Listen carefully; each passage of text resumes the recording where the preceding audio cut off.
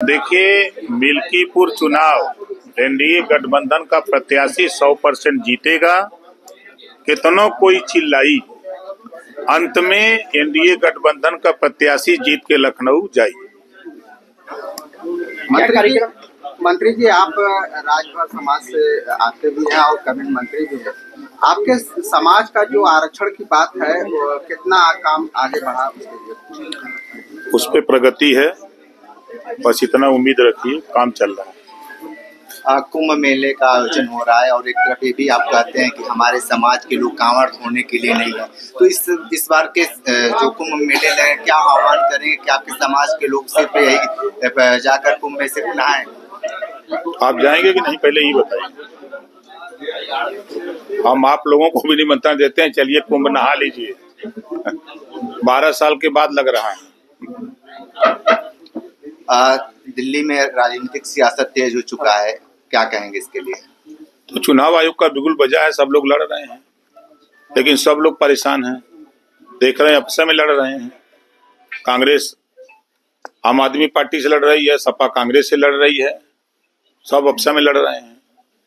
यहाँ एनडीए गठबंधन में कोई लड़ाई नहीं है। बिहार में लगातार अफवाह फैला रहे हैं, क्या कहेंगे इसके लिए? क्योंकि संगठन का विस्तार, हम लोग 20 साल से वहाँ लगे हैं, काम कर रहे हैं। आने वाले चुनाव में चुनाव की तैयारी हो रही है।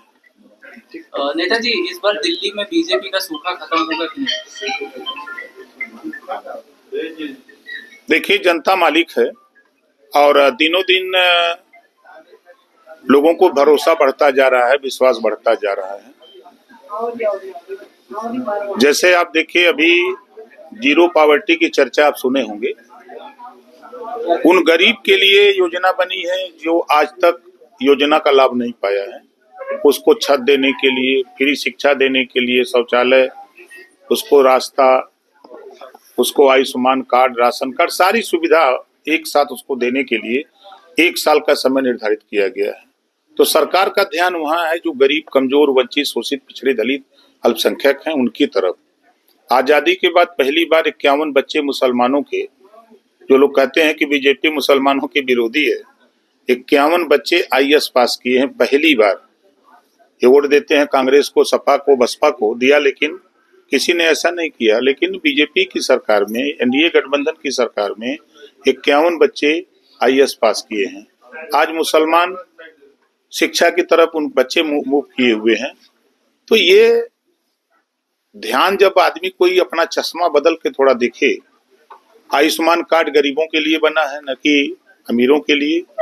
कि गरीब जब बीमार होता है, हॉस्पिटल जाता है, तब उसको समझ में आता है। जब खेत रेहन रखता है, सूती रुपया लेता है, तब उसको समझ में आता है।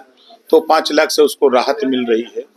जो किसान, हम भी किसान के बेटे हैं, जब खाद खरीदना होता है, पैसा नहीं रहता है, तो जो किसान सम्मान निधि सीधे खाते में जा रही है, जो बिचौलिए बीच में थे वो खत्म हो गए हैं।